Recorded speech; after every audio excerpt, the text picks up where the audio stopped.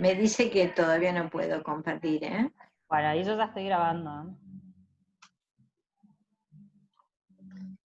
Bueno, A como para ver. empezar, si les parece, mientras Noé Sí. va viendo lo de la pantalla, vamos a hacer una breve introducción simplemente para quienes no conocen al Frente de Trabajadoras de la Comunicación. Les contamos que somos un espacio donde nos juntamos periodistas, comunicadoras, fotógrafas, editoras, productoras, hay algunas diseñadoras gráficas también, chicas que trabajan en comunicación institucional. Nos juntamos hace más de 2 años y venimos trabajando principalmente viendo la comunicación como un derecho y a partir de ahí promoviendo una comunicación responsable, libre de sexismo, con perspectivas en derechos humanos, y todas las actividades que venimos haciendo, capacitaciones, talleres, van orientadas a ese lado. Y ya que vamos a hablar con Silvia de la salud mental, me quedé pensando que también el Frente, para quienes integramos el espacio, es claramente un lugar de contención. Me parece que también está bueno ver que como parte de la salud mental, a nosotras, a las que estamos ahí adentro, nos sirve mucho ese espacio de intercambio, de propuestas, a veces simplemente de escucharnos nada más y de poder contenernos en momentos difíciles. Así que bueno, ya que hablamos de la salud mental, el Frente también un poco nos ayuda en eso. Y les cuento cómo surgió la idea de hablar con Silvia. Justamente a través de Mario Riorda, yo llegué a un tuit de él que publicó cuando arrancó la pandemia, donde daba recomendaciones de Silvia acerca del cuidado de la salud mental durante la cuarentena. Y me pareció súper interesante y a partir de ahí la empecé a seguir en Twitter, y bueno, hace un par de semanas coordiné con ella para hacer una entrevista en Radio Libertad. Y después de esa entrevista pasó que en un grupo donde estamos varias colegas, empezaron a hablar, digamos, de cómo se sentían durante la pandemia, el desgaste, el enojo, bueno, todas las emociones, sensaciones que vamos sintiendo en este momento. Y bueno, y ese día yo les pasé el audio de Silvia como para decirles, chicas, miren, porque a mí me hizo bien escucharla. Y bueno, y a partir de ahí, Noé, que está también ahí conectada, fue la que sugirió de que podamos conversar con vos y proponerte esta idea. Así que bueno, eso es todo. Les contamos a los que nos conocen al Frente que nos pueden seguir en las redes sociales y que más adelante tenemos otras actividades también, así que si por ahí quieren estar informados, nos siguen en todas las redes sociales como Frente de Trabajadoras de la Comunicación del Chaco. Y de Silvia Ventolila, solo voy a decir, porque yo le pedí a ella que se presente con nosotros, pero solo voy a decir que es psiquiatra y está especializada justamente en situaciones de catástrofes, digamos, en situaciones críticas, y un poco por eso la idea de invitarla a... como dos ejes fueron los que les planteamos para que nos pueda servir a quienes estamos acá, que la mayoría somos periodistas, comunicadores. Uno de los ejes tenía que ver cómo cuidar nuestra salud mental en este contexto, teniendo en cuenta que estamos trabajando durante toda la pandemia. Y en segundo lugar, también analizar qué impacto tiene nuestro trabajo en la salud mental de las audiencias. Así que bueno, sobre esos ejes la invitamos a Silvia, y por supuesto que le agradecemos que se haya tomado este tiempo para compartir con nosotras. Gracias, Silvia. Te dejo a vos. No, bueno, buenas tardes. ¿Somos todas mujeres? Ah, no, hay un muchacho por ahí, desde entonces. Eh, es un gusto, a veces no acepto alguna de estas cosas más por falta de tiempo que otra cosa, porque en realidad eh, ustedes tienen un rol fundamental en todo lo que tiene que ver con la salud mental en las situaciones críticas y particularmente, a ver, en la modulación del impacto de la situación crítica. Pueden hacer que algo sea más o menos impactante. Entonces, eh, yo pensé dos cosas. Pensé primero hacer una pequeña introducción teórica particularmente para los que están como fuera del tema, digamos. Este, me eché un poquito de lo que es comunicación en crisis, digamos, del rol de la comunicación en las situaciones críticas, pero como es un tema tan amplio, lo que pensé es, bueno, ¿hasta dónde llegamos con una presentación de unos 35 minutos por ahí? Llegamos, pues como es inabarcable todo, y después dejamos Silvia, abierto el intercambio. Sí, ¿no? Silvia, te quería decir una sola cuestión. Ahora sos vos solamente la anfitriona. Si me Ahí querés tengo pasar un los que quieren ratito, entrar. claro, para los que quieren entrar, hacer entrar a todos y solamente por eso, A para ver, y entonces, invite, ¿sí? Admit all. Ahí está, sí, listo. ahí estamos. Que se sumen todos los que quieran. Exacto. Bienvenidos al tren. ¿Hay alguien más? Una persona está esperando, dice. A ver, Alejandra por el celu, pero ya está. Ya les dimos a todos, ¿no? Sí, sí, sí, me Sí, parece que ya, sí. ya estamos todos. Bueno, si veo que arriba me aparece la cosita esa, ya sé que me pasaste los derechos de host a mí Sí. ahora. Si no, cuando Este, termines de compartir pantalla, yo sigo. perfecto, perfecto. Entonces les decía, un poco la idea es hacer una mini intro, y después dejar abierto para el intercambio, porque me parece que es un momento para compartir experiencias, ¿no? Y tomar algo del orden de lo que son las prácticas de la salud mental, ¿sí? Y apoyo psicosocial en las emergencias y desastres como una estrategia, digamos, básica para la intervención en las situaciones críticas. En los incidentes críticos, las emergencias, los desastres, digamos, desde el punto de vista de la salud mental, son situaciones que producen una perturbación psicosocial que básicamente se caracteriza porque sobrepasa la capacidad de manejo, de afrontamiento de la población afectada. La población afectada puede ser como ahora, digamos, que es la población global, pero también la población afectada puede ser, no sé, una comunidad educativa, si es una situación que pasó en relación a la escuela, puede ser un club, puede ser un centro de jubilados, digamos, el concepto de población afectada remite a la comunidad en donde la situación impacta.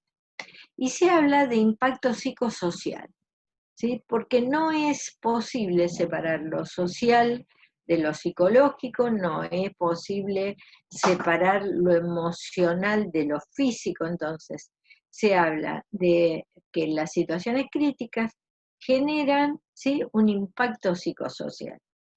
Eh, a mí me gusta, digamos, más allá de si lo consideran, no lo consideran, digamos, poder pensar la pandemia como un desastre. ¿Por qué? El concepto de desastre es un concepto que lejos de ser negativo, eh, es distinto a catástrofe. Y ahora vamos a ver por qué. El concepto de desastre nos remite a al efecto de una interacción entre una amenaza, que podría ser un tornado, un terremoto, en este caso una enfermedad infectocontagiosa, y una población vulnerable. Cuando hablamos de población vulnerable, no estamos hablando de población en riesgo como se habla ahora de los adultos mayores, no, no. Población vulnerable es una comunidad que está expuesta al impacto de esa amenaza.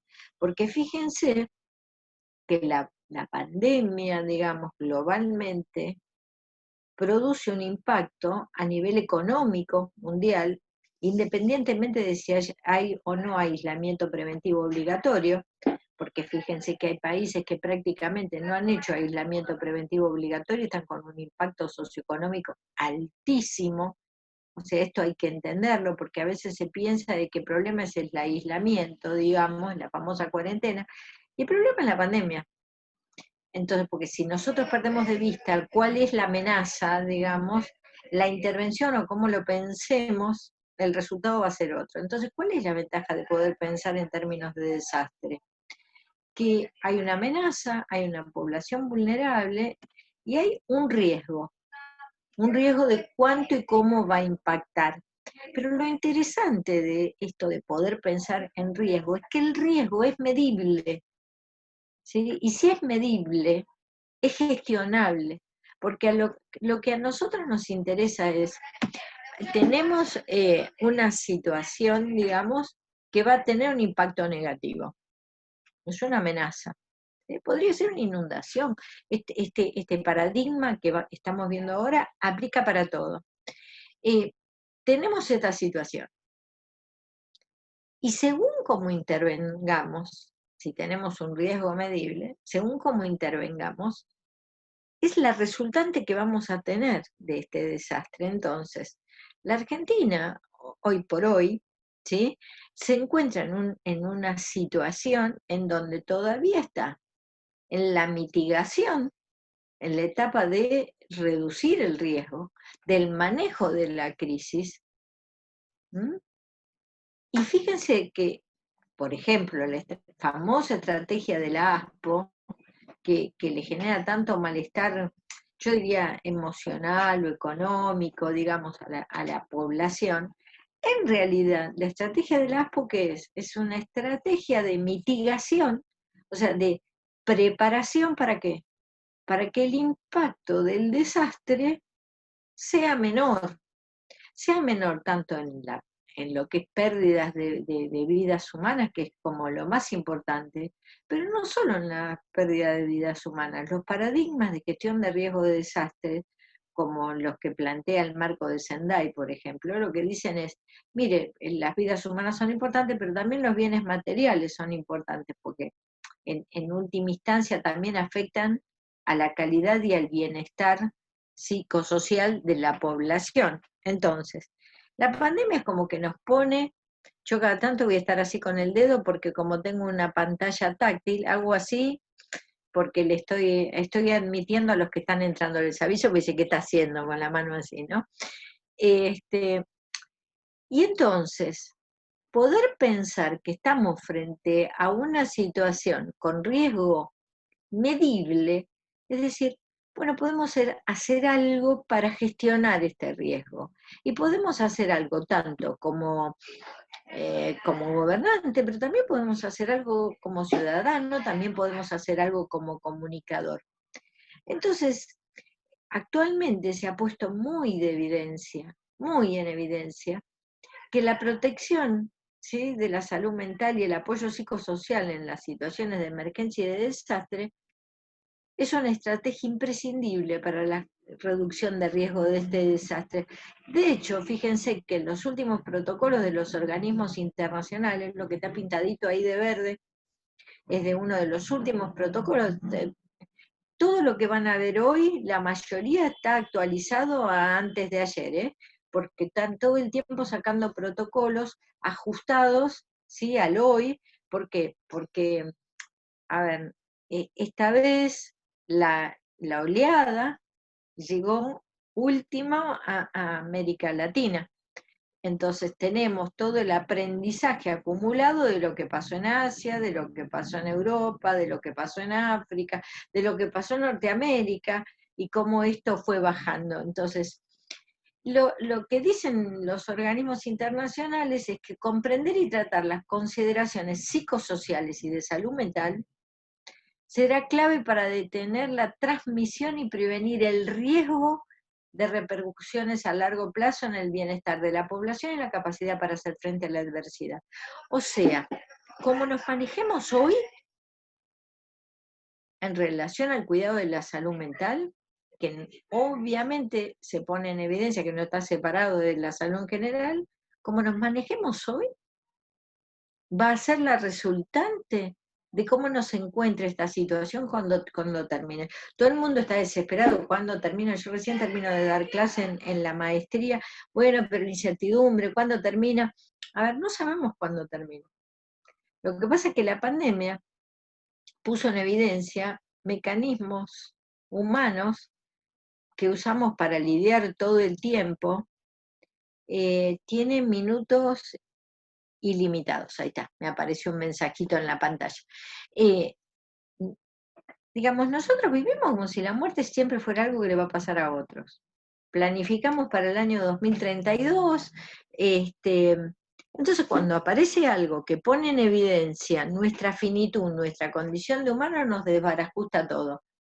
Pero en realidad estas son cosas que nos pasan todo el tiempo. Lo que pasa es que nos pasan más a nivel personal, a nivel individual. Te dan el diagnóstico de una enfermedad severa, tuviste un incidente vial grave, eh, eh, vino una crecida del río y te llenó la casa de agua. Digamos, las situaciones críticas que nos pueden afectar en la vida cotidiana son infinitas, infinitas. Esta lo que hizo es poner en evidencia, y encima nos estresa tanto que una de las cosas que yo estoy viendo es que otro tipo de problemas de salud, digamos, o de relaciones interpersonales, están como con una lupa aumentados y a color. Sí, o sea que la verdad es que la pandemia puso foco, fíjense, ¿no? Ustedes tienen un problema ahí en Chaco, que podemos hablar después del problema de Chaco también, porque es una situación que a mí en lo particular me preocupa, pues es una provincia que podría realmente haber evitado la situación, no es como el AMBA. Sí, en el AMBA es un bodrio, ¿por qué? Porque las condiciones previas ya eran un bodrio. A ver, la gente viajaba del conurbano a Capital Federal, bueno, a Cava, Ciudad Autónoma de Buenos Aires ahora, ¿no? Viajaba 1 hora y media, 2 horas por día en transporte público para venir, para volver. Tenía condiciones habitacionales, tiene condiciones habitacionales críticas, con falta de agua, viven 80 personas adentro de una casa, y no estoy muy exagerando, o sea, un nivel de hacinamiento tremendo. O sea, la pandemia, el problema no es la pandemia, es que las condiciones previas, ¿sí?, ya eran críticas. Por eso se habla de una amenaza que impacta en una población vulnerable. Sí, fíjense que hay un montón de provincias en donde en este momento están teniendo una vida casi normal. ¿Por qué? Porque no había hacinamiento, porque tenían disponibilidad de agua, porque pudieron frenar la transmisión comunitaria.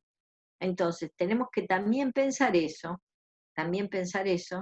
de, y empezar a jugar con la idea de vulnerabilidad y de amenaza. ¿Para qué? Para poder pensarnos también en cómo gestionamos que esta situación después nos encuentre mejor parados. Cuando uno habla de impacto psicosocial, ¿de qué habla? Simple, digamos, frente a una situación crítica, se produce una reacción normal y esperable. Esto está sacado de documentos internacionales, nos pasa a todos esto, ¿no? A ver, es una reacción esperable frente a la situación crítica, ¿sí?, que se dispare la respuesta neurofisiológica del estrés y que se manifieste.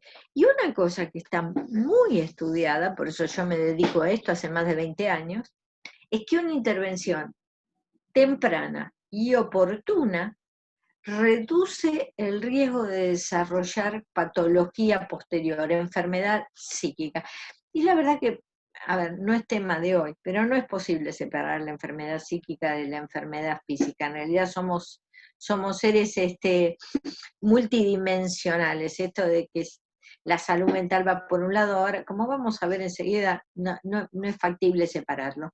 Y entonces, ¿no?, frente a un evento amenazador, se dispara la respuesta neurofisiológica del estrés, ¿sí?, se producen las reacciones esperables, y se sabe que una atención temprana y oportuna reduce el impacto. Por eso hablaba de que es imprescindible poder pensar en gestión de riesgo, porque yo estoy bastante molesta con las encuestas que miden patología, pero muy molesta, porque científicamente, y además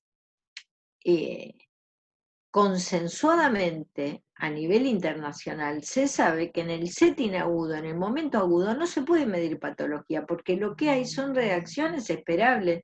Entonces, si yo salgo a medir, a ver, yo para la literatura esta, no sé, tendría un trastorno depresivo atípico, porque hay días que quiero dormir 10 horas del cansancio que tengo de todo lo que trabajé. Entonces, si vos me dis cuántas horas por día quiere dormir, y 10 horas, bueno, es un indicador de depresión. No, quiero dormir 10 horas porque estoy cansada de trabajar todo el día. Entonces, se salen no sé, vas a hablar con un vecino y te dice, sí, tengo miedo de salir a la calle. Tiene una fobia. ¿Más qué fobia? No se puede medir patología en este momento. Entonces, hay muchas de las encuestas a las que no hay que darle bolilla. Directamente no hay que darle bolilla, porque salen a medir síntomas y lo que hay ahora no son síntomas. Yo ya no sé cómo machacar este asunto, ¿no? Siempre pongo el mismo ejemplo, pero me parece que es muy gráfico. Cuando uno tiene fiebre, es un síntoma de que hay un proceso infeccioso, un proceso inflamatorio, o sea, que hay alguna enfermedad de algún tipo. Eso es un síntoma. Cuando uno, frente a una situación de estrés sostenido como este que estamos atravesando a nivel global, está irritable, está enojado, está inquieto, está ansioso, le cuesta dormir, no tiene síntomas, tiene reacciones esperables. Entonces, evaluarlas como síntoma es un error. Y además, los seres humanos construimos realidades con las palabras. Ustedes que trabajan del periodismo lo tienen tan claro como yo. Entonces, si yo a la gente le empiezo a decir, porque va a terminar muy mal, porque vamos a terminar todos enfermos de esto, porque después de esto, y te lo terminas creyendo que lo que te pasa es una enfermedad. Y si es una enfermedad, ¿qué vas a hacer con eso? Es muy distinto pararse y decir, bueno, mira, yo tengo este problema, sí estoy reaccionando de esta manera frente a este problema, y hay un montón de cosas que puedo hacer para que este problema no me deje una secuela en el largo plazo. Bueno, a nivel psíquico pasa eso, digamos, a nivel emocional pasa eso, tenemos reacciones esperables frente a una situación extrema. Y lo que se sabe es que esta atención oportuna y eficaz no es una atención que podamos dar rápidamente los trabajadores de la salud mental. Bueno, ahora nos pusimos medio de moda, entonces la gente está como más atenta, y como no necesitamos la presencialidad, hasta nos consultan por teléfono. Pero lo que se sabe es que todo el que interviene en esa primera línea de respuesta en la situación crítica, sea el docente, el socorrista, el bombero, el religioso, todo el que tendría que manejar herramientas ¿para qué? Para el cuidado de su salud mental. ¿Escucharon lo que dije? Primero para el cuidado de su salud mental. Ustedes están ahí. Ustedes tendrían que desarrollar y tener estrategias para el cuidado de la salud mental. ¿Por qué? Porque el periodismo, digamos, el comunicador en las situaciones críticas tiene un rol fundamental. Y no es necesario ser especialista para intervenir en las situaciones críticas. De hecho, la salud mental y el apoyo psicosocial, que es lo que se llama SMAPS, en emergencias y desastres es pragmático.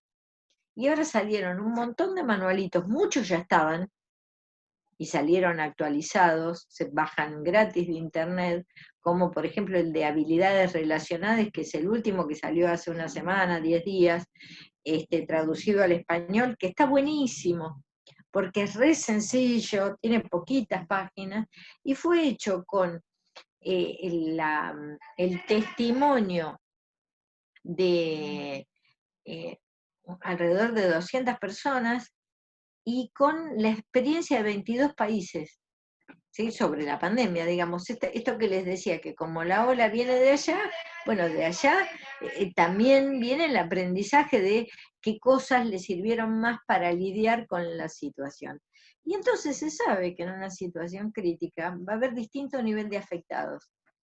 Los afectados directos, que en este caso serían los que tienen la enfermedad, los familiares, los equipos de intervención, la comunidad en general y lo que se llama estrés vicario, que es el estrés del testigo, que es el que muchos de ustedes como periodistas deben tener. O sea, en este momento ustedes están como los trabajadores de la salud. Se sacaron todos los números de la lotería, o sea, pueden ser afectados directos, sí, pueden ser familiares de un afectado directo, son equipo de intervención, porque la comunicación es un insumo clave, son parte de la comunidad afectada y además sí tiene el estrés vicario. Yo hace muchos años atendí varios cámaras, ¿no? Como pacientes, ¿no? Cámaras de distintos medios. Bueno, ellos se llaman cámara, así que a mí me quedó esto de cámara. Y claro, el estrés vicario de cámara es tremendo, porque encima es alguien que está siendo una especie de testigo ocular que tiene que captar, pero que además ni siquiera se lo puede decir a nadie, no puede, o sea, es como todo un impacto que le llega. Y lamentablemente nuestras facultades, nuestras universidades, no nos enseñan qué hacer con ese impacto que recibimos en la intervención, que es parte de lo que a mí me gustaría hoy transmitirles un toque, ¿no? Entonces, frente al ambiente impredecible, frente al incidente crítico que nos impacta y nos sorprende, ¿sí? Lo primero que aparece es la pérdida de la dimensión del control interno. Los seres humanos no toleramos la dimensión del azar. No hay ni modo que toleremos la dimensión del azar, siempre nos estamos explicando quién tiene la culpa, quién no tiene la culpa. Además, fíjense con esta historia, digamos, la cantidad de teorías conspirativas, conspiranoicas. De hecho, no se sabe el origen del virus. ¿Y para qué nos vamos a poner a hablar del origen del virus? Ya está. Sí, hay que ver cómo uno lidia con esta situación. Y entonces, frente a la percepción de amenaza de peligro, se dispara la respuesta neurofisiológica del estrés, se altera la dimensión del control interno, se eleva el nivel de ansiedad. Atención, la ansiedad es normal. O sea, que se eleve el nivel de ansiedad no significa que yo esté haciendo un trastorno de ansiedad. La respuesta de ansiedad es una respuesta normal de la vida, es casi dentro de ciertos márgenes, la ansiedad es la sal de la vida, es lo que hace que a la mañana tenga ganas de levantarme, de aprender alguna cosa nueva.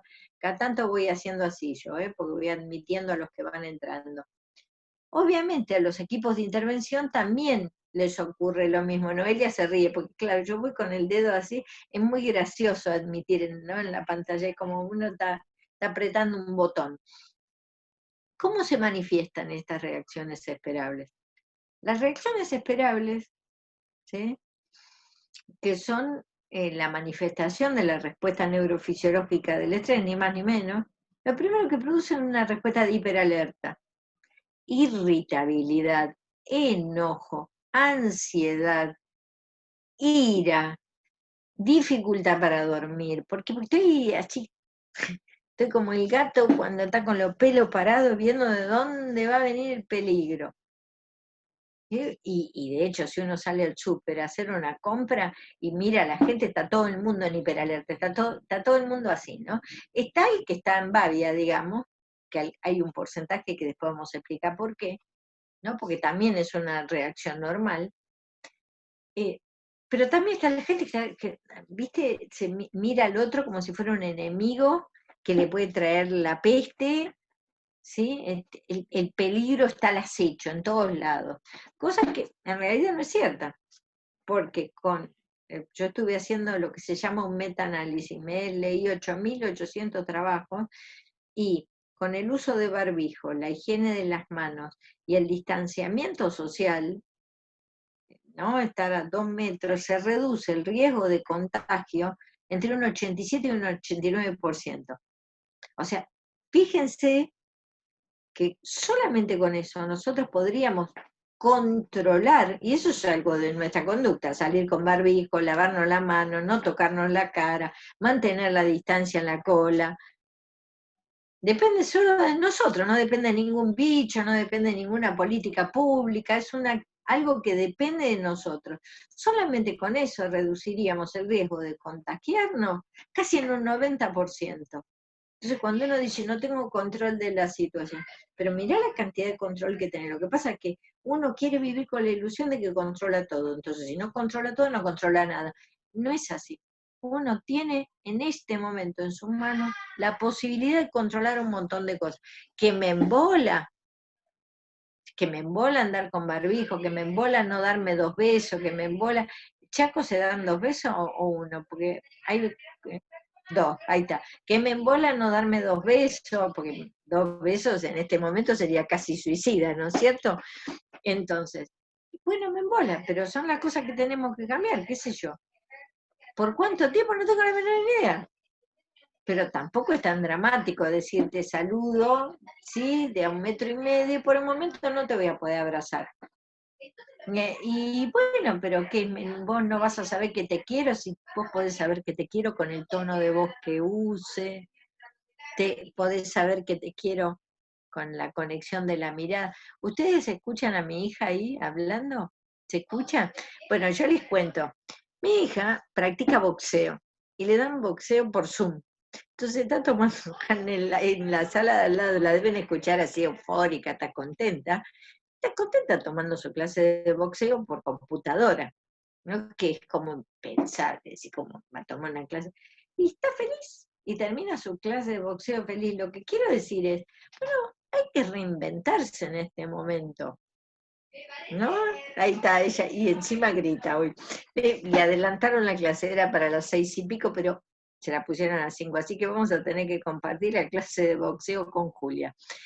¿Y qué pasa? Aumenta la frecuencia cardíaca, aumenta la tensión arterial. Fíjese lo que les decía, que la salud mental no está separada, ¿sí?, de la física. Entonces aumenta la frecuencia cardíaca, aumenta la tensión arterial. Y tenemos un problemita, que es que aumenta la tensión involuntaria, por eso estamos hiperalertas, disminuye la voluntaria, nos cuesta concentrarnos, nos cuesta mucho concentrarnos. ¿Por qué? Porque para concentrarnos necesitamos la atención voluntaria alta, pero la atención es una billetera. Si yo gasto, si tengo 200 pesos, una billetera pobre, ¿no? Si tengo 200 pesos y gasto 150 en la atención involuntaria, me quedan 50 nada más que para la voluntaria. ¿Se entiende? Entonces, buena parte del trabajo que nosotros tenemos que hacer para proteger la salud mental es tratar de cortar la percepción de amenaza. ¿Por qué? Porque si yo corto la percepción de amenaza, modulo el impacto. Y Andrea al principio hacía mención a ustedes como colectivo, como red, y decía, sí, claro, es un elemento protector de la salud mental. Miren, y ella no había visto esta diapositiva. Está descrito que hay 3 factores que modulan el impacto de una situación crítica. El soporte social, o sea, el darse apoyo. Yo la semana pasada salí hablando en el parte de la mañana del ministerio, y esto lo traté de decir en fácil, pero es de un contenido técnico muy profundo esto de decir el darse apoyo, el estar acompañado, porque se sabe, ¿sí?, que el soporte social es uno de los moduladores del impacto de las situaciones críticas más altas, ¿sí? Cuanto más soporte social, cuanto más apoyo me doy, más... A ver, les voy a contar una infidencia. Yo soy docente de un doctorado intensivo para Brasil. Y uno de nuestros doctorandos tuvo que terminar internado por un problema que no es coronavirus, y no podía dormir. Que además no sé cómo iba a dormir porque Brasil, San Pablo está colapsado. Él me decía, parece una guerra. Estaba el sector de internado de coronavirus desbordando, pero también desbordando el otro sector. Él estaba internado en un lugar con una cantidad de personas, todas juntas en una sala que imposible, ¿no? Bueno, logró dormir por la conversación que tuvimos. ¿Y esto qué fue? Apoyo psicosocial, porque además, encima yo hablo portuñol, se imagina que no es que hablo la octava maravilla, pero el estar acompañado me puso. Después de 5 días logré dormir. No le di ningún fármaco, ninguna cosa. Entonces, fíjense hasta qué punto el apoyo psicosocial modula la respuesta neurofisiológica del estrés. Las atribuciones del control interno, si yo siento que no puedo controlar nada, la percepción de amenaza se eleva, pero fíjense que también es una percepción. La gente está todo el mundo sintiendo que no puede controlar nada, y la verdad es que puede controlar un montón de cosas en este momento. De hecho, si en resistencia, porque no es todo Chaco el que está complicado, si en resistencia la gente hubiera entendido de que hay cosas que puede controlar, no hubiera actuado tan irresponsablemente, porque buena parte del problema que ustedes tienen es porque hay gente que livianamente, ¿sí?, sigue chupando mate como si nada, y estoy hablando de los comienzos, ¿no es cierto? Como si no me va a pasar nada, y por conductas que perfectamente hubiera podido controlar, ¿sí?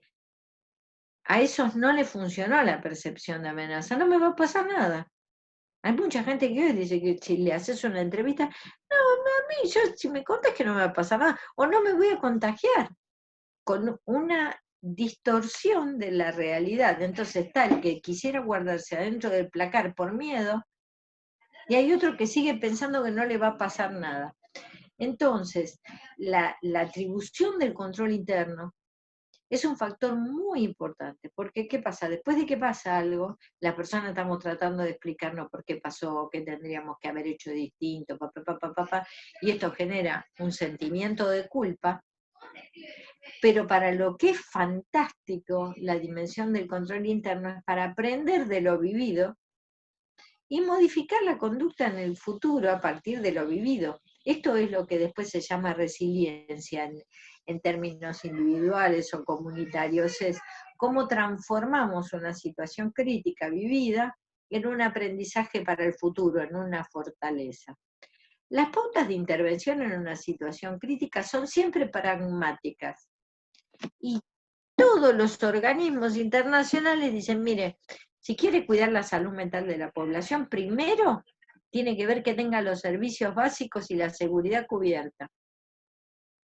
Segundo, haga fortalecimiento de apoyo a la comunidad y a la familia. Por eso el periodismo tiene un factor, pero clave, porque puede transmitir un mensaje u otro.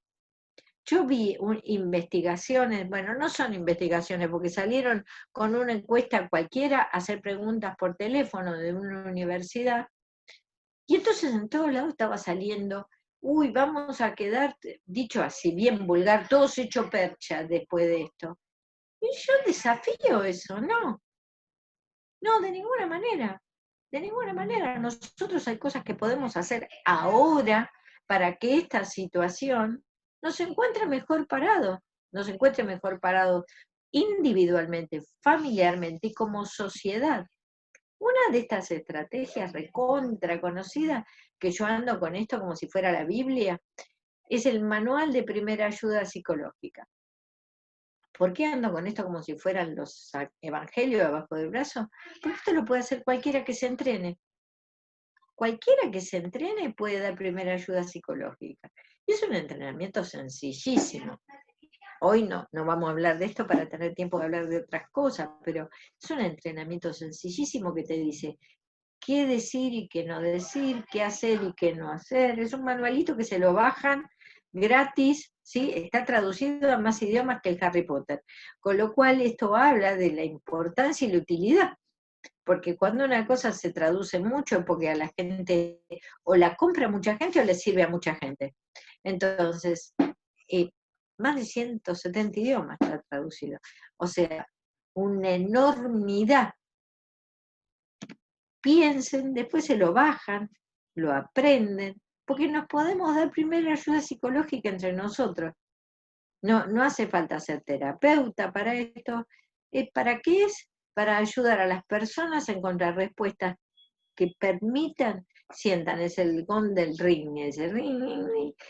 Me da mucha gracia escuchar la clase de boxeo, ¿no? Uno diría, boxeo solo en la casa, sí, sí, hasta es el ser humano cuando se plantea desafiar en la adversidad y ponerle creatividad es maravilloso. Por eso que, que, mm, que nos bastardeen tanto diciendo que somos unos estúpidos y que que de esto únicamente podemos salir enfermos mentalmente, me parece como, a ver, como una descalificación este, a la capacidad que tenemos de sobreponernos, de encontrar respuestas a montones de cosas.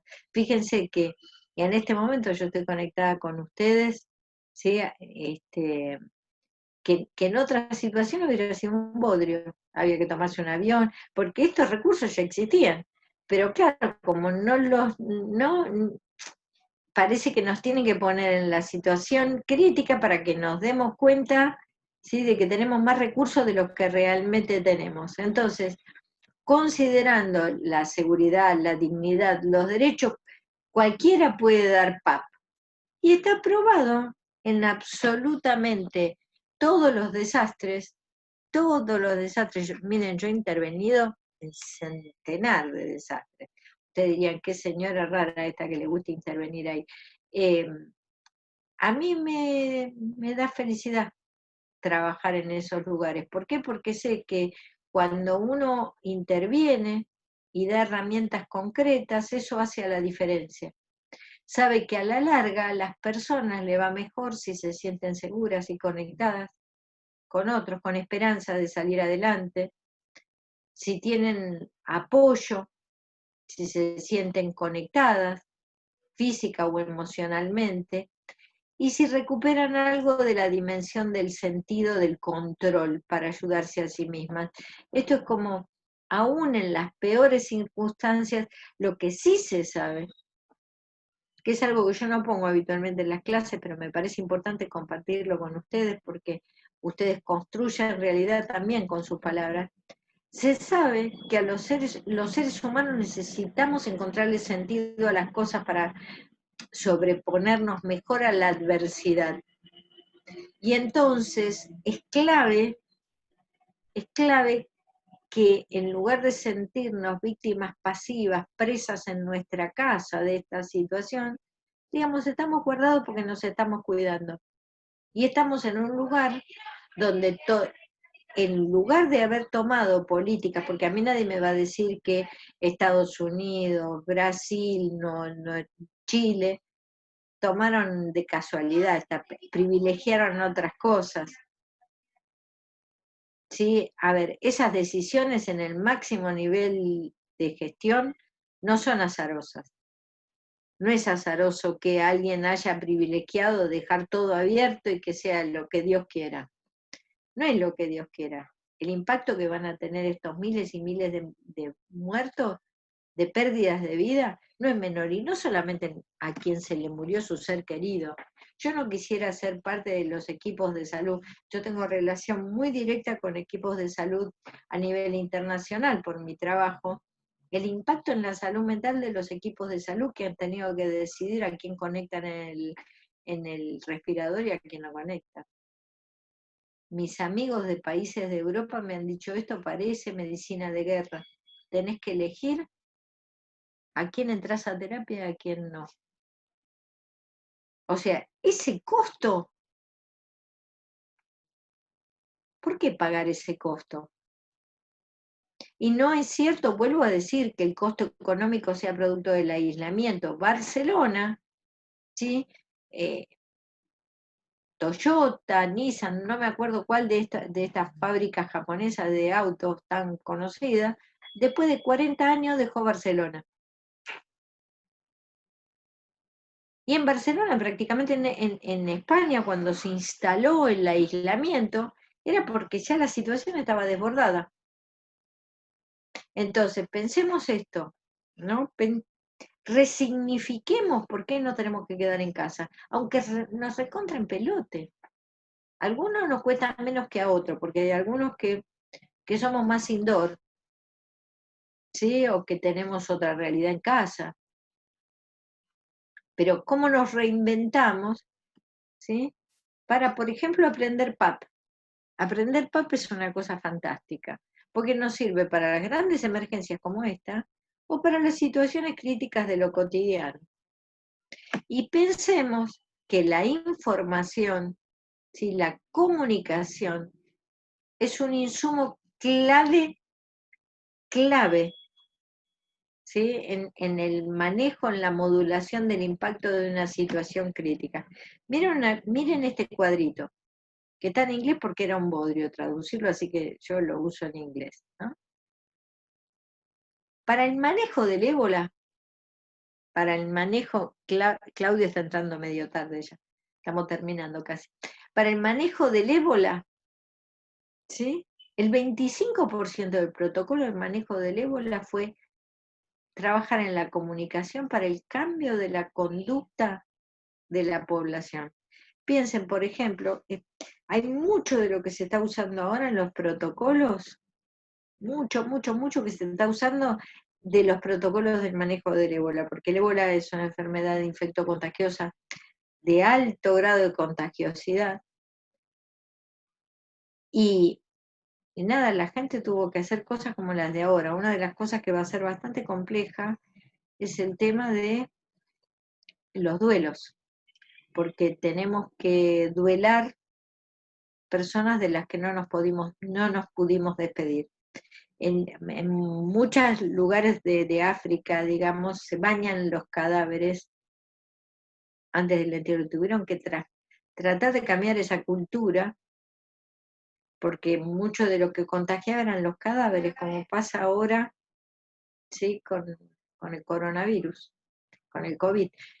Entonces, nada, me parece que por la hora vamos a dejar en esta, hay mucho más material para hablar de comunicación, pero vamos a dejar acá para poder pensar algunas estrategias, pensarlas compartidamente, ¿no? En la conversación, algunas estrategias de cuidado de ustedes, de cuidado de la salud de ustedes, para que ustedes puedan hacer algunas preguntas y en el intercambio de las preguntas profundicemos en alguna cosa que les interese, pero tener claro que en este momento nuestra conducta es clave para el manejo de la situación.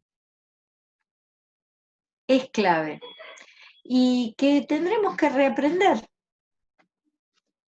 Tendremos que reaprender, ¿sí? Ahí te pasé de nuevo el comando, no es porque dejé de compartir pantalla. Tenemos que reaprender de cómo es la vida en un contexto donde no hay vacuna, donde no hay tratamiento. Así vivieron nuestros abuelos un montón de cosas. Sí, claro, no vivían 8.000 todos juntos, ni viajaban en tren, subte de un lado para el otro, pero tampoco tenían internet, no tenían celular, o sea, tenían algunas cosas facilitadas y algunas cosas bastante complicadas respecto a la situación. Entonces, nada, yo me parece que este rato, ¿no? Tomémonos unos 15, 20 minutos para hacer un intercambio de preguntas, o sea, como lo básico, lo central, está expresado en esto que vimos, ¿no? Hay mucho para hablar de esto, pero Silvia, prefiero dejar abierto al intercambio. sí, no hubo preguntas hasta ahora en el chat, pero por ahí alguien quiere hacer alguna pregunta, desmutearse, hablar. Me parece muy importante lo que dijiste y creo que todos y todas los que estamos nos sentimos identificados con lo que decías. Me quedó el concepto del estrés. Acá Pato quiere preguntar, yo te quería preguntar sobre el estrés vicario y Sí. cómo esto impacta en comunicadores y comunicadoras que estamos día a día, o sea, no podemos dejar de hacer nuestro trabajo porque además es esencial y día a día tenemos que estar informados constantemente. Después le paso Bien. a Pato. No, me parece genial tu pregunta, porque tu pregunta permite pensar los dispositivos de autocuidado, eso que les decía. Mira, uno lo que tiene que hacer es tener estrategias para dos cosas básicas. Una es cortar la percepción de amenaza. O sea, yo termino de trabajar y corto la bocha. Corto la bocha, corto la bocha. Me dedico a otra cosa. No pongo la tele, no pongo la radio, no veo ni de qué están hablando, porque no tengo por qué estar trabajando todo el tiempo. Si corto la bocha, me dedico a otra cosa. No sé, si me gusta cocinar, pico cebolla. Si me gusta leer, me pongo a leer una novela. Si me gusta ver película, me pongo a ver películas. Si me gusta tejer, tejo. Si me gusta pintar, pinto. Esa es la primera cosa, o sea, corto la percepción de amenaza. Y metabolizo el estrés. ¿Cómo metabolizo el estrés? O con actividad física, meditación, relajación, respiración, me subo a la bici fija, me subo a la máquina de caminar, hago chikun, suavecito, si vivo en un monoambiente, hago chikun mirando un tutorial de YouTube, ¿sí? Hago respiración alterna, hago relajación, o sea, corto, ¿sí? La neurofisiología del estrés, la corté. Primero, la primera barrera es corto la percepción de amenaza para que no se siga disparando la hormona. O sea, no le pongo leña a fuego, dicho así como en criollo. Porque si yo me quedo enfrente de la tele, por más que no esté laburando, sigo mirando lo mismo, ¿sí? Es un aspecto. Y además, necesito, por lo del cámara, porque el cámara es el que más complicada la tiene, ¿eh? Porque el que habla o el que escribe, ¿sí? De alguna manera descarga todo eso que le llegó. El cámara se lo guarda. No, necesita alguna actividad artística para reintegrar esa emoción disociada. O sea, yo para poder, porque a ver, el coronavirus es una pavada al lado de las cosas que vemos. ¿Sí? Porque ahora vemos alguna gente, pero los que trabajan en situaciones, a ver, los que trabajamos en situaciones críticas sabemos que somos testigos de cosas tremendas, de situaciones de violencia de todo tipo, de situaciones de pérdida, de situaciones de devastación. Entonces, ¿qué pasa? Eso no se te tiene que quedar para trabajar, te pones frío, intervenís, haces lo que tenés que hacer, seas un trabajador de la salud mental, seas un cámara, seas un médico, seas un bombero. Pero después esa emoción que tuviste que desconectar para tener la mente fría para intervenir, no es que no la tuviste, te queda ahí. Yo digo siempre una cosa medio así bruta, pero estamos medio en confianza, te queda como un moco que se te pega en cualquier lado después. Entonces lo que hay que hacer es reintegrarla. ¿Cómo? A veces uno puede llorar y sale llanto y está fenómeno, pero muchas veces no te sale ni llorar porque te quedaste tan disociado, estupefacto por la situación, tan fuerte, que entonces la actividad artística es la que te posibilita, ¿sí? Reintegrar la emoción disociada, integrarla a lo cognitivo, porque para hacer una actividad artística tenés que conectar lo cognitivo, sea para hacer teatro, sea para pintar, sea para tocar la flauta, para lo que sea, ¿sí? Y digamos, procesarla. Entonces, una recomendación es, llegan a casa, cortan la bocha. No se puede estar todo el tiempo, porque entonces si no, no se puede cortar la percepción de amenaza. ¿Sí? Y se buscan una actividad que les permita metabolizar las hormonas del estrés y reintegrar la emoción disociada. Les diría que esto es como una especie de maletín que tendría que tener el periodista, todos los que somos parte de esa primera línea de intervención. Y en ese último documento, el de habilidades relacionales, habla del periodista como, qué sé yo, como el trabajador esencial. Ese bájenselo porque salió traducido al español hace, no sé, 15 días por ahí. Y está muy piola porque tiene cosas básicas y habla claramente de esto del manejo del estrés. Pues es una respuesta fisiológica al estrés. Entonces no se puede estar expuesto a la situación crítica y que no te pase nada. ¿Mm? Sí, había alguien más que quería preguntar algo. Sí, André. Andrea, y después hay 2 preguntas más en el chat que Creo que estaba Andrea... Pato antes, ¿o no? O voy con la No, mía. yo no sé cuál es. Patricia dice... La Andrea conocida, porque como están todos sin imagen, viste, le estoy hablando a unos pingüinos, a uno que está en una piscina, me encanta. Diego, contame dónde está la piscina, che. Que yo hace 3 meses que no voy a nadar. Patricia pregunta, ¿considerás que esta es una oportunidad de un despertar de la conciencia responsable en la comunidad? Y también María pregunta sobre el tema de la ansiedad. No solo es la nuestra personal, sino también la de nuestros jefes y jefas, compañeros y nuestras audiencias. ¿Cómo manejamos eso? Igual me parece que algo ya dijo. Sí, vamos por la primer pregunta, repetímela, era lo de... a ver, repetime. ¿Pensás que esto es una Es oportunidad para de un despertar. Mira, los seres humanos somos bastante chotos para esto. Ojalá alcance para despertarnos. Yo tengo la impresión por algunas cosas que parece que no alcanzara. La verdad que yo veo cómo reaccionan en algunos lugares y parece que no. Yo no sé qué nos tendrá que pasar para que nos demos cuenta que como veníamos viviendo, estábamos fallando.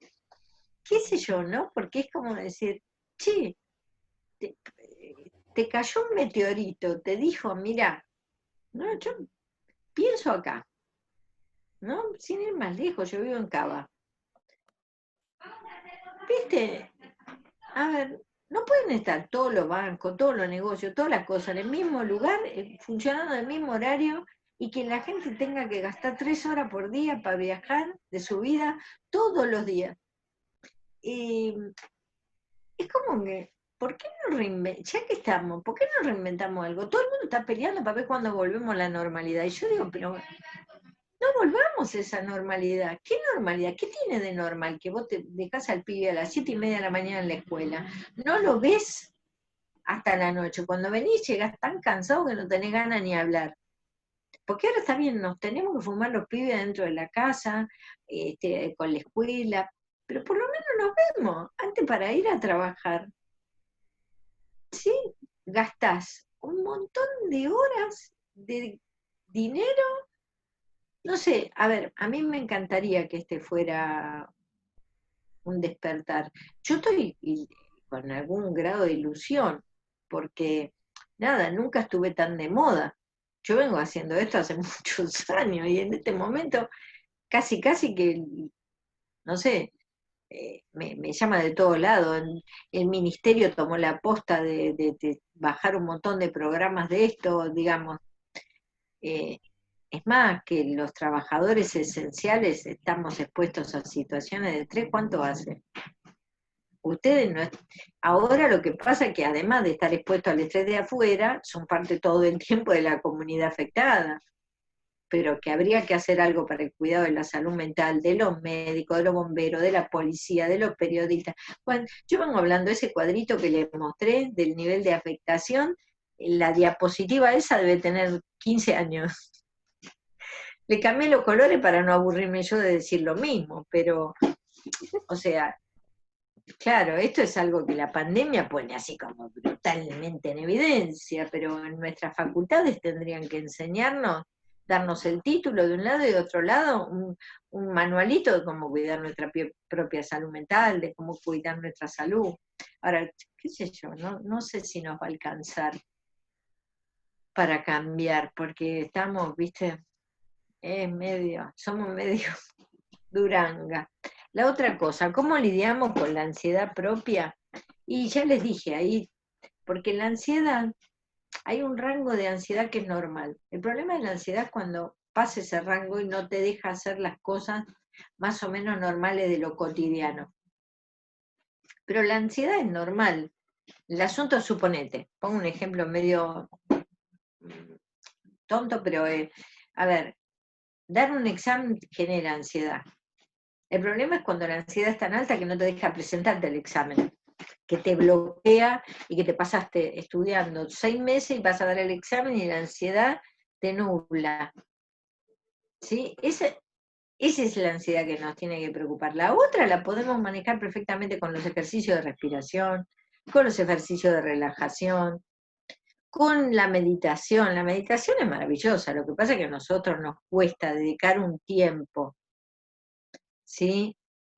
Porque son todas prácticas que lo que requiere que esté sostenida, no que lo hagas es como hacer dieta un día, te matás de hambre y después te comes todo, no es eficaz, digamos, son todas prácticas que requieren, ¿no?, de incorporarlas como una conducta sostenida.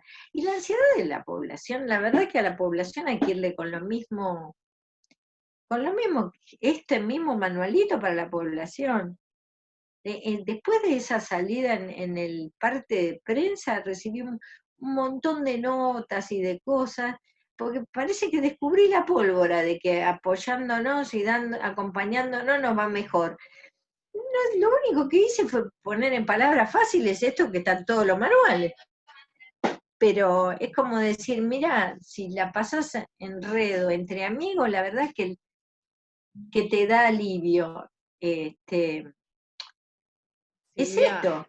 Sí, ahí André creo que tenía otra pregunta, Eliana dale. también, Acá y hay estoy. otras preguntas en el chat. No, Dale.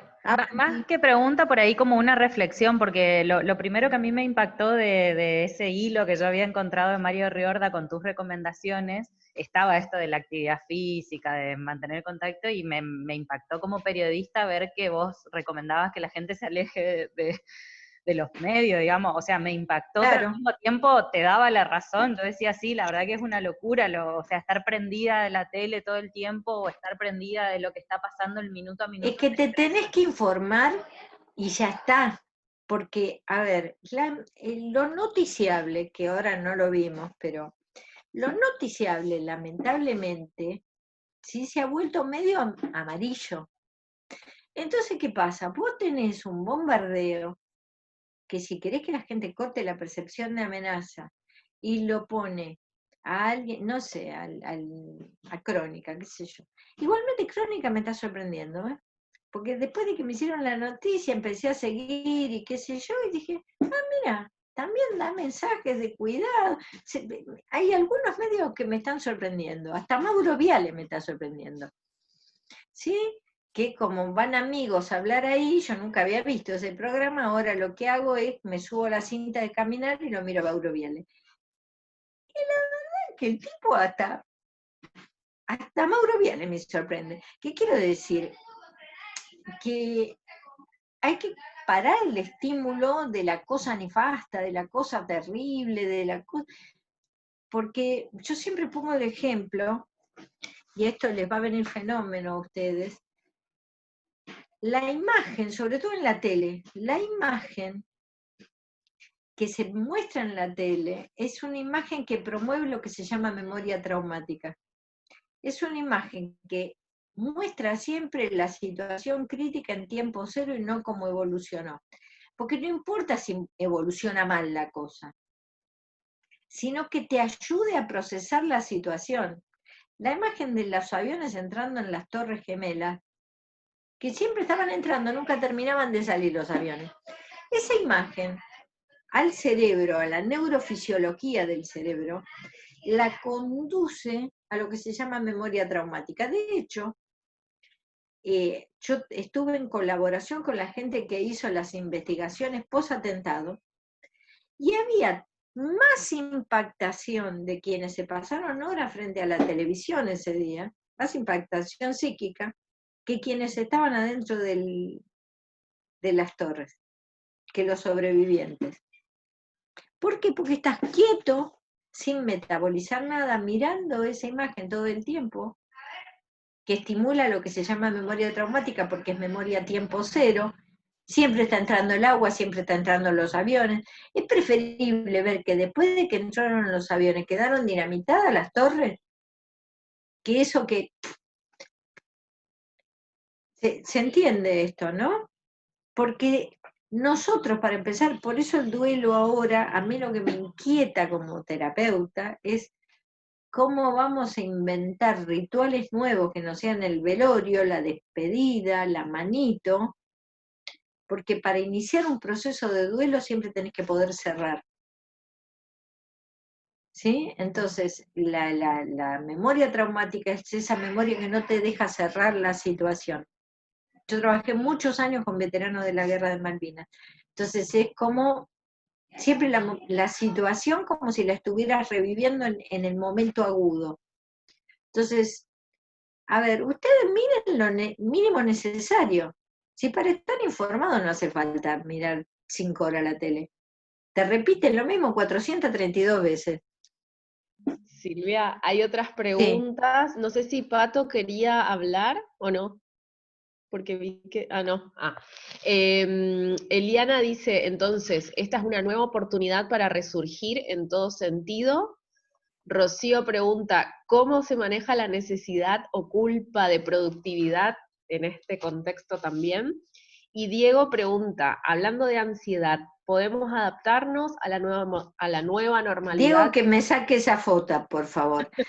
Que me saque esa foto que me da saudade a mí me hace muy bien nadar. Yo voy 3 veces por semana a nadar normalmente. Y ahora si hay algo que extraño es la pileta. Si también vamos a sufrir estrés, bueno, creo que ya lo estamos. No, a ver, vamos a sufrir estrés si queremos sufrir estrés. Acá lo que está complicado es la gente que no tiene para morfar, la gente que está hacinada, la gente que convive con un familiar violento y entonces está encerrado y es víctima de la violencia de género, ¿no? Esa gente está complicada y esa tenemos que nosotros que estamos mejor, porque si estamos acá conectados, la mayoría estamos mejor. Puede ser que alguno esté siendo afectado por la violencia. Ayer di una clase que fue fuerte la situación, porque yo estaba dando la clase en un canal, digamos. La gente que se sube a la clase, digamos, que escucha la clase, la conectan en otro canal para que no haya ruido y qué sé yo. En la grabación de la clase en el ministerio. Me contaron cuando terminó de la clase de que había alguien que había dejado el micrófono abierto y se escuchaban golpes, gritos. Y dije, che, hay que llamar a esa persona. Pues esa persona que dejó el micrófono abierto en una de esas está pidiendo ayuda. Entonces, este es un momento en donde los que estamos mejor tenemos que dar una mano a los que están peor, porque hay gente, y además, también se sabe que ser el que da la mano ayuda al que da la mano. Nos hace sentir, ¿sí?, mejor con nosotros, nos hace sentir más potentes. Y si lo que hace mal es sentir la pérdida de la dimensión del control interno, si yo puedo hacer algo para ayudar a otro, ya eso también me ayuda a mí a recuperar algo de la dimensión del control interno. En algún momento este candombe se va a pasar. Y lo importante sería que cuando se pase, quedemos más fortalecidos, quedemos como más unidos, y sintamos, qué sé yo, yo tengo amigos que se han comprado los barbijos y van a dar de comer acá cerca. Porque es esto, bueno, ¿cómo le damos una mano en este momento a la gente que la está pasando mal? Que no necesariamente le va a pasar mal el resto de su vida. Yo trabajo mucho con el tema de resiliencia. Y hay mucha gente que le diste la mano y lo ayudaste a que no lo llevara a la corriente y después es el que le da la mano a otro. O sea, quizás pueda sonar medio utópico, la verdad que para mí no tiene nada de utopía, porque trabajo de esto hace casi 40 años. Y la verdad que he visto a mucha gente salir adelante, y mucha gente que salió adelante, que es quien después tiene esa potencia que se necesita para ayudar a otros en situaciones muy difíciles. Entonces, nada, yo no sé si esto les da alguna respuesta, pero quizás lo que hago es tirarles ideas para que vea cada uno cuál le resuena y cuál le sirve más además para sentirse más power en este momento, porque depende de nosotros también sentirnos power. Atención, esto es lo grandioso, esto es lo fantástico, que puedo sentirme miserable, encerrado en mi casa, puteando en 14 idiomas, o puedo decir, che, a ver, pará, ¿qué ¿qué hago con esta situación? No es la que hubiera elegido, no. ¿Cuántas veces? Y la mayoría de las veces en la vida uno vive en situaciones que no son las que elige. Uno vive con la ilusión de que elige, pero la verdad es que no elige tanto, ¿eh? No sé si alguien quiere hacer alguna otra pregunta, ya creo que No, sería la última. no, Sí, que ella. sí, eso quería André. avisarle a Silvia porque ya estamos casi llegando a las y Sí, 20 y ella tiene otros compromisos y sí, teníamos que ser sí, acotados con acabo el de. tiempo. Así que podemos cerrar, me parece. Bueno, genial, me encantó conocerlos, conocerlas, ¿sí? Tienen un rol súper importante, súper importante. Comuniquen conciencia social. Están en una provincia complicada. El rol de ustedes puede ser genial, gente. La verdad es que puede ser genial, porque además pueden contribuir a la equidad, a la justicia social. Ya sé que les estoy tirando una pelota, una papa caliente heavy. Sí, sí, sí. Conozco mucho el país, conozco mucho Chaco por muchas razones, tengo pacientes de Chaco, así que conozco las internas en Chaco. No me refiero a las internas políticas, conozco, sí, sí, tengo compañeros chaqueños. Entonces, nada, me parece que ustedes pueden tomar la posta y no de salir así, hacer denuncias, así que después quedan en la nada, ser masa crítica, esto de que sean una red, de que sean un colectivo, de que se fortalezcan, de que no laburen solos, solas y solos, más mujeres. Sí, Chaco tiene mucha violencia de género, tiene mucho para hacer, ¿no? No se calienten tanto porque ahora nos tenemos que quedar guardados. Preparen la resistencia. Silvia, Preparen. muchísimas gracias. Ahí Sí. están llegando varios mensajes, todos agradeciéndote por tu tiempo, que es súper claro, que la verdad que hace bien escucharte, porque además, como vos decís, también tenemos que estar nosotros bien como para poder después hacer un trabajo mejor, digamos, ¿no? Pensando en las Sí, audiencias. pero además, en serio, gente, Andre, ¿no? Prepárense para construir un colectivo sólido, para ayudar a la comunidad a fortalecerse. Tienen más poder del que se imaginan. No se Bueno, dejen avasallar porque hay que quedarse guardado unos cuantos días en la casa. bueno, Silvia, un gusto, ¿eh? Y muchísimas gracias No, porque sé que estás a full, así que gracias a todos sí, también los que sí. participaron, a todos y a todos. La próxima tenemos que hacer la capacitación para camarógrafas y Sí, camarógrafos.